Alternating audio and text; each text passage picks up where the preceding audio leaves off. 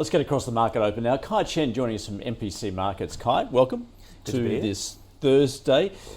Overnight, look, Wall Street ending mixed. Investors taking a good look at that data, which was weaker than expected out of the States with both services and also jobs. Yeah, absolutely. So we saw the ISM service PMI come out last night. It is in contractionary territory, so on a scale of at 50, it's basically flat. It came out at about 49, so a little bit weaker than expectations. We are seeing a bit weaker figures coming out of the US with the ADP numbers fairly low as well.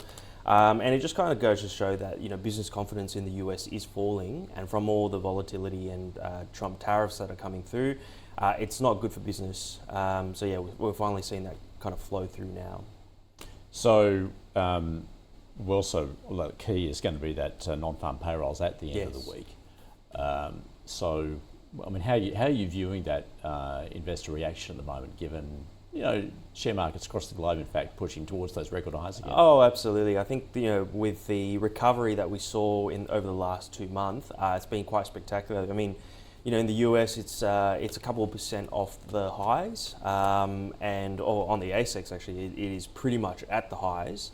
So the market's really kind of bounced back recovered all the losses that it's made over the last over that drop. But I don't know if it fits with economic reality, because the Trump tariff pauses will stop in July. So I don't think it's going to take them off. It's to be seen whether the market will correct on that. But at the moment, it seems like the market's just enjoying the party on the recovery still. But yeah, these weak economic figures could really put a dent to that.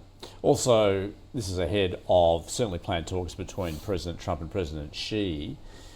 It sounds a little ominous from what President Trump has to say, that Xi's very hard to deal with.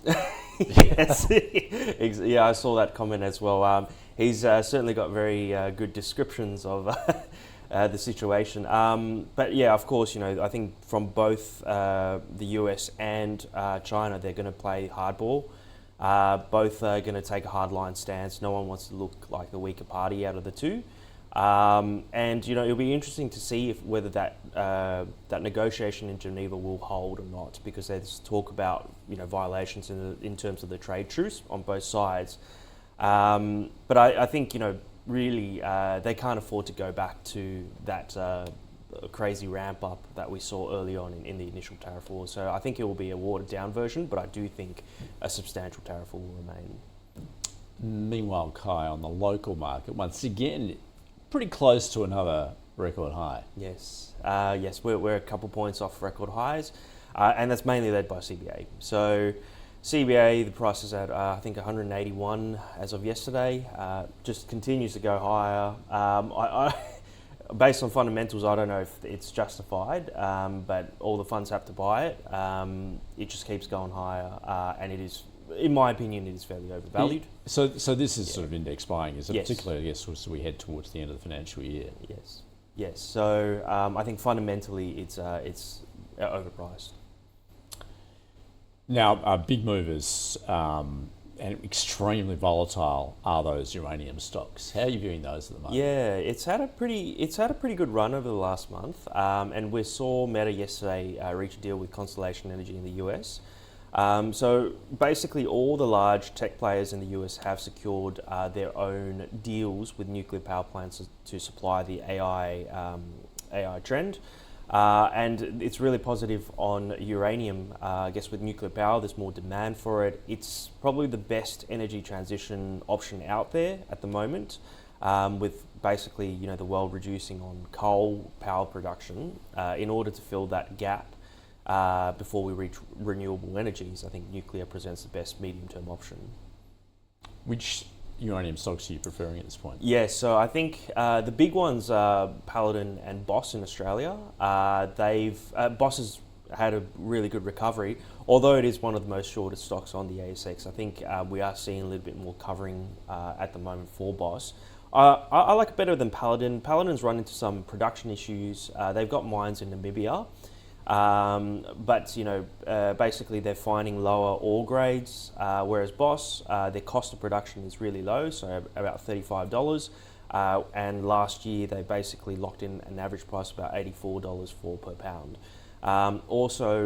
They're about 85% unhedged, so they've got 15% of contract deals, which that locks in the uranium price, but it's 85% unhedged, so if the uranium spot price continues to go higher, they will be able to benefit from that.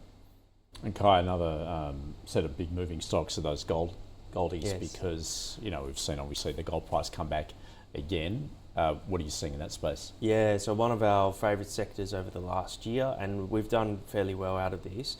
We saw a little bit of pullback over the last month, where it went down to about 3,100. But we were seeing gold prices recover with a lot more geopolitical uncertainty. Basically more uncertainty from the US-China relationship. We are seeing gold pick back up. So the gold miners have all done spectacularly well. So from the large cap and mid cap players on the ASX for gold, they've all done really well. I think it's going to continue to go higher. All right. And so are you perhaps looking further down that scale towards the mid caps then rather than the largies? Yeah, there's opportunities. Probably in the mid sector, I still wouldn't go into the small caps, and especially go into explorers. What, at all, or what would be the catalyst to actually trigger your move into some of those more speculative stocks? Yeah, I think with the explorers, it's a lot about funding, right? So you have to analyze the stocks fairly comprehensively and do due diligence, because it's a costly venture to go explore and find these ores, and a lot of times these companies are not well capitalized to do so, and they have to raise capital. Whereas like Evolution's done incredibly well, and these big stocks, they're producing gold. The price of the underlying is going higher. Out of the big guys, I like Newmont because it's unhedged, whereas Northern Star, a lot of their it's hedged for the gold price, right? So they're not getting the maximum exposure.